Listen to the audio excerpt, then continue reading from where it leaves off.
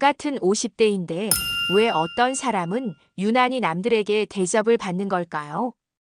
백화점에 들어서면 직원이 먼저 다가와 공손하게 인사합니다.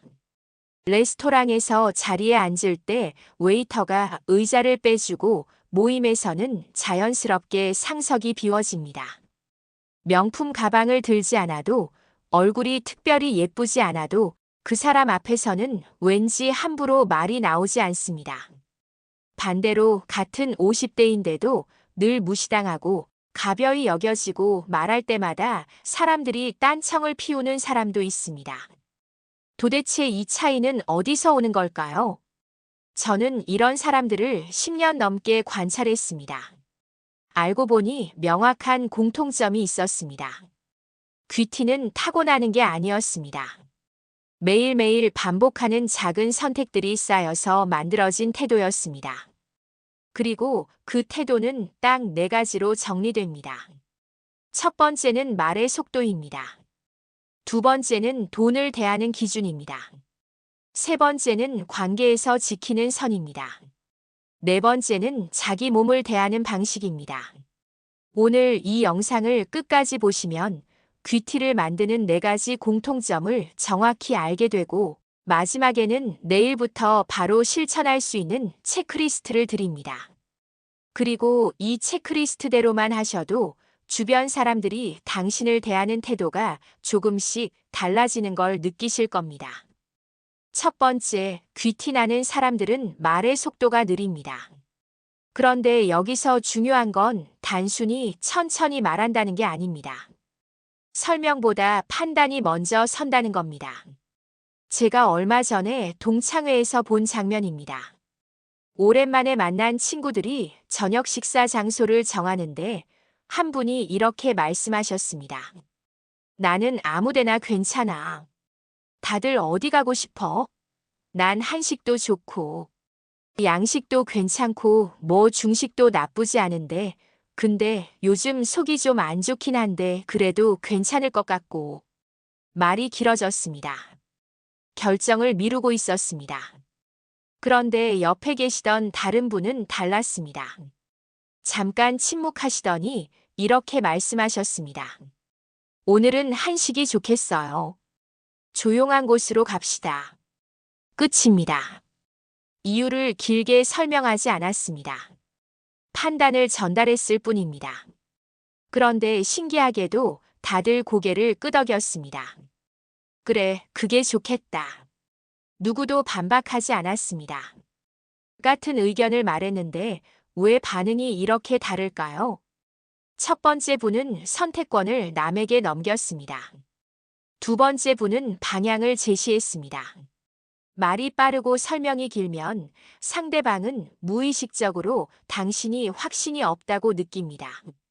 반대로 말이 느리고 판단이 분명하면 상대방은 당신의 기준을 신뢰합니다. 귀티는 여기서 나옵니다. 속도가 아니라 확신입니다.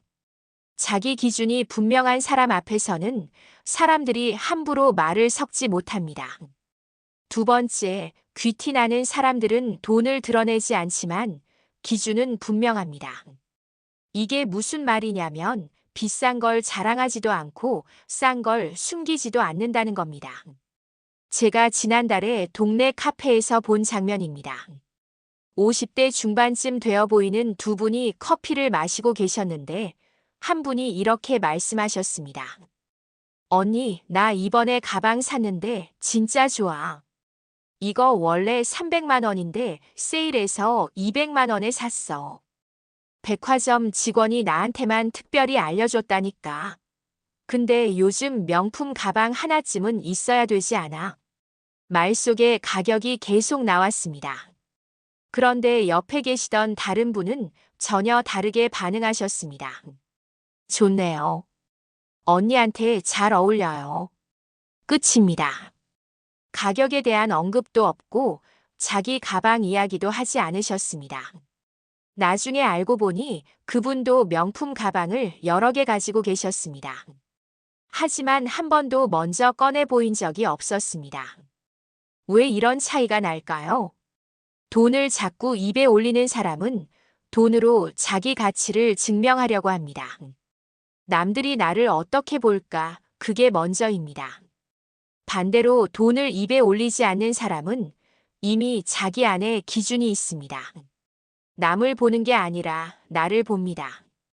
저 사람은 이걸 가졌는데 나는 없네가 아니라 이게 지금 내 삶에 필요한가를 먼저 묻습니다. 귀티나는 사람들의 공통점이 하나 더 있습니다.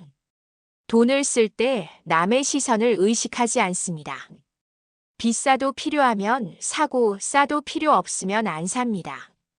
이거 사면 사람들이 뭐라고 할까? 가 아니라 이게 내 기준에 맞나? 를 먼저 묻습니다. 남과 비교하는 순간 귀티는 사라집니다.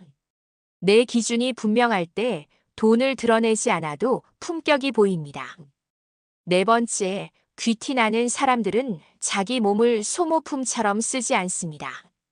자기 관리가 과시가 아니라 생활 리듬에 자연스럽게 녹아 있습니다. 제가 얼마 전에 동네 헬스장에서 본 장면입니다. 50대 중반으로 보이는 두 분이 운동을 하고 계셨는데 한 분은 땀을 뻘뻘 흘리며 이렇게 말씀하셨습니다. 오늘 진짜 죽을 것 같아.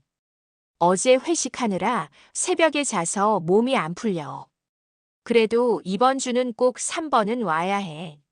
안 그러면 또 살찌잖아. 다음 달에 동창회 있는데 몸을 몰아붙이고 있었습니다. 그런데 옆에 계시던 다른 분은 달랐습니다.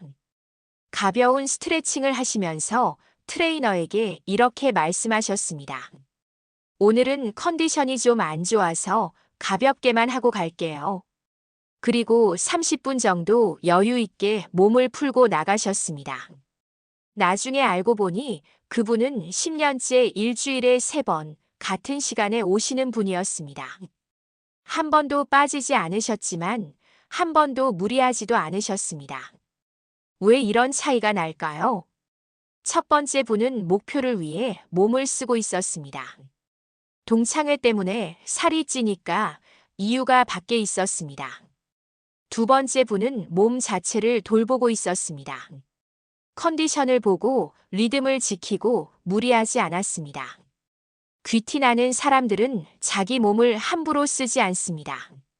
오늘 좀 피곤한데 그냥 참지 뭐라고 생각하지 않습니다. 피곤하면 쉬고 아프면 멈추고 필요하면 병원에 갑니다. 당연한 것 같지만 실제로는 많은 사람들이 자기 몸 신호를 무시하며 살아갑니다. 아직 괜찮아. 이 정도는 참을 만해.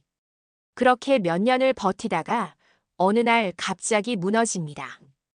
귀티나는 사람들은 다릅니다. 몸을 소모품이 아니라 평생 함께 가야 할 동반자로 대합니다. 헬스장을 가고 안 가고가 중요한 게 아닙니다.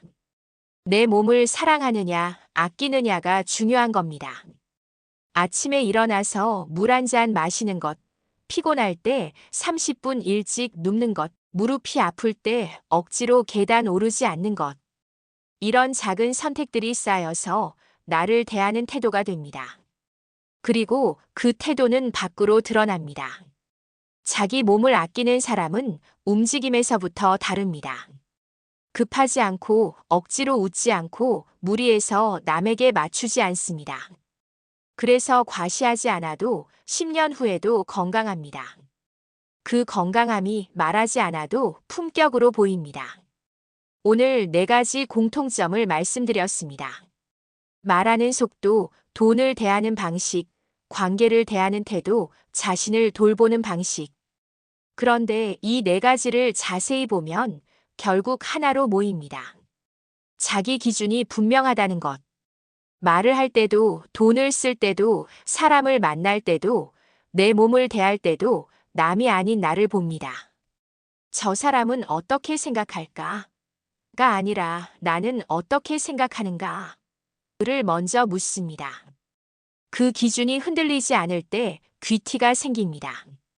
귀티는 타고나는 게 아닙니다. 명품을 걸친다고 생기는 것도 아니고 돈이 많다고 생기는 것도 아닙니다. 특별한 무언가를 해야 생기는 것도 아닙니다. 매일 반복되는 평범한 순간들, 그 순간마다 나를 어떻게 대하느냐가 쌓여서 만들어지는 겁니다. 생각해 보세요. 아침에 눈을 떴을 때 급하게 일어나서 하루를 시작하는 사람이 있고 30초라도 천천히 심호흡을 하고 일어나는 사람이 있습니다. 점심 메뉴를 정할 때 아무거나 괜찮아요 하며 우유부단하게 시간을 끄는 사람이 있고 저는 오늘 이게 좋겠어요 하고 분명하게 말하는 사람이 있습니다. 백화점에서 가방을 샀을 때 이거 세일해서 샀어. 원래는 얼만데 하고 가격을 자랑하는 사람이 있고 그냥 마음에 들어서 샀어 하고 끝내는 사람이 있습니다. 이런 작은 차이들이 모여서 당신이라는 사람을 만듭니다. 품격은 싸는 게 아니라 흐트러지지 않게 지키는 태도에서 생깁니다. 거창한 걸 하려고 하지 마세요. 그냥 매 순간 나를 함부로 대하지 않으면 됩니다. 이제는 남의 눈치를 볼 필요가 없습니다. 이제는 나를 지킬 자격이 충분합니다. 여러분의 지금 이 순간의 판단들이 모여서 어느 날 문득 주변 사람들이 여러분을 보며 이렇게 말하게 될 겁니다. 참 품격 있는 사람이다.